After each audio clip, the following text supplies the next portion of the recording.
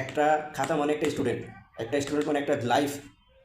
একটা খাতা দেখার পিছনে এত নাটক কেন থাকবে?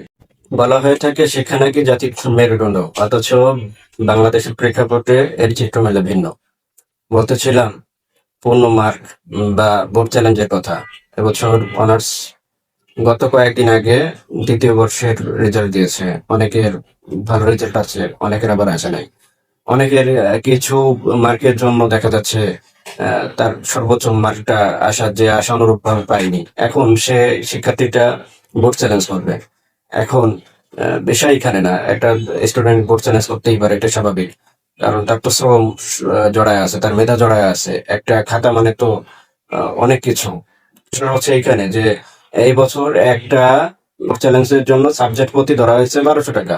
এখন আমার কথা হচ্ছে একটা স্টুডেন্ট তার মেধা খরচ করে পরীক্ষা দিল। প্রথমে তার যত পরীক্ষার ফি আছে সবকিছু, রেজিস্ট্রেশন ফি, এই কলেজ ফি দিয়ে শুরু করে যত ফি আছে সবকিছু দিয়ে সে পরীক্ষা দিল। এখন আহ, সেইখানে তার আবার যে আম, মানে মার্ক সে দেখবে, পূর্ণ বিবেচনা করার জন্য খাতা দেখবে, সেই কারণে আবার কেন ফি লাগবে? হ্যাঁ, ফি ধরতে পারেন, একটা বাজেটের ভিতরে ধরেন, এইটা কি লিমিট ছাড়া না? আক্ষেপের সাথে বলতে হয় শিক্ষার জাতির মেরুদণ্ড, এইটা বাংলাদেশে আসলে খাটে না।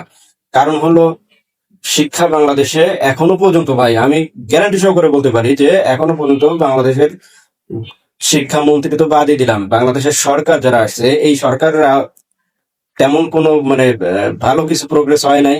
এরপরে প্রাইভেট ইউনিভার্সিটি বলেন, জাতীয় বিশ্ববিদ্যালয় বলেন, শিক্ষাকে যে পর্যায়ে নিয়ে যাওয়ার কথা বা যে স্থানে রাখার কথা এরা সেই স্থানে রাখে নাই। একটা খাতা মানে কি ভাই? শুধুই খাতা? একটা খাতা মানে একটা স্টুডেন্টের জীবন। একটা খাতা মানে একটা স্টুডেন্ট মানে একটা লাইফ। একটা খাতা দেখার পিছনে এত নাটক কেন থাকবে? আমার কথা হচ্ছে একটা খাতা দেখবে, একটা পরীক্ষা দিছে, পরীক্ষার ফল আশানুরূপ হয় না, বোর্ড চ্যালেঞ্জ করবে, এই পর্যন্ত মানা যায়।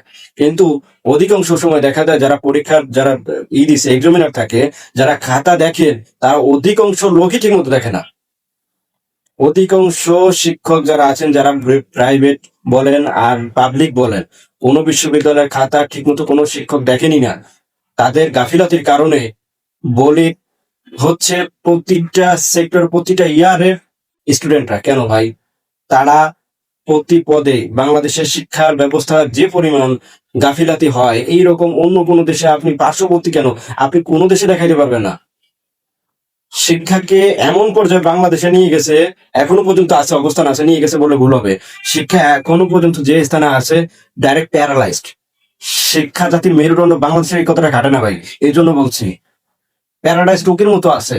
একটা স্টুডেন্ট তার জীবনের প্রত্যেকটা সময় নষ্ট করে, একটা বছর নষ্ট করে সে পরীক্ষা দেয়, কিন্তু সেই খাতা ঠিক মতো কোনো শিক্ষক দেখবে না।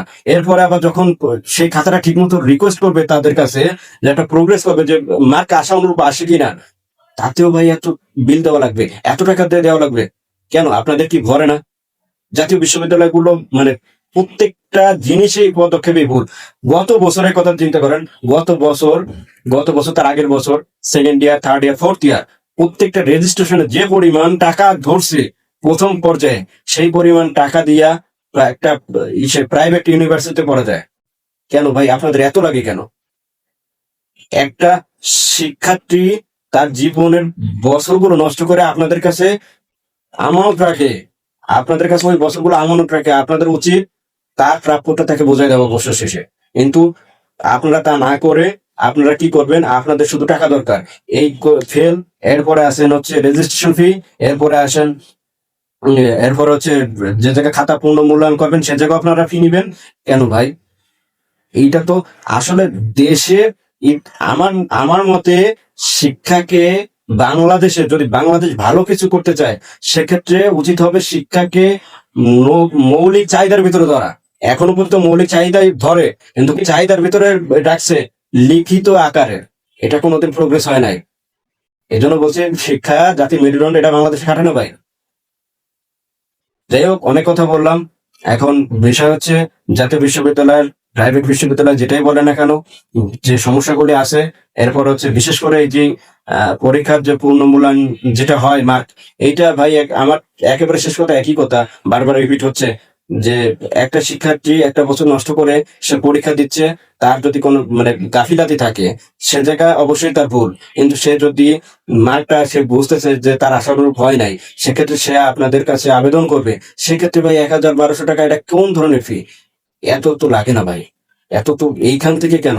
আপনার তো তাইলে ভাই পাবলিক বিশ্ববিদ্যালয়গুলো উঠাই দেন, আপনার প্রাইভেট করেন, সেটা বলো। সরকারি কোনো বিশ্ববিদ্যালয় দরকার নাই, সরকারের আওতাভুক্ত কোনো বিশ্ববিদ্যালয় দরকার নেই।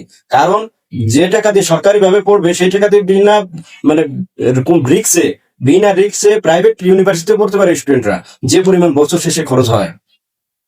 তাই বলবো যে এই বিষয়ে শিক্ষামন্ত্রী যে বর্তমানে আছেন, অবশ্যই তার নজরে আসা উচিত। এটা দেখবেন। জাতীয় বিশ্ববিদ্যালয়কে বলবো, যারা এখন বর্তমানে দায়িত্বে আছে, অবশ্যই এই ফি গুলো কমানোর চেষ্টা করবেন। কারণ এইখানে তারাই পড়ে যারা এখন এইখানে হিও প্রতিপন্ন করতেছে না, কিন্তু অধিকাংশ জায়গায় দেখা যায় যে যারা প্রাইভেট ইউনিভার্সিটি পড়তে পারতেছে না বা যে কোনো কারণে পাবলিক ইউনিভার্সিটি গুলো পড়তেছে, কিন্তু সেইখানে আপনারা এই সমস্যাগুলো করতেছেন। জাতীয় বিশ্ববিদ্যালয়ের আন্ডারে যেগুলো আছে, সেখানে আপনার কলেজগুলোতে যেগুলো আছে, এই একই অবস্থা। আসলে শিক্ষাকে আমরা সেই অনুরূপভাবে নিতে পারি না। আশা করি এই বিষয়গুলো অবশ্যই খেয়াল করবেন। আল্লাহ হাফেজ।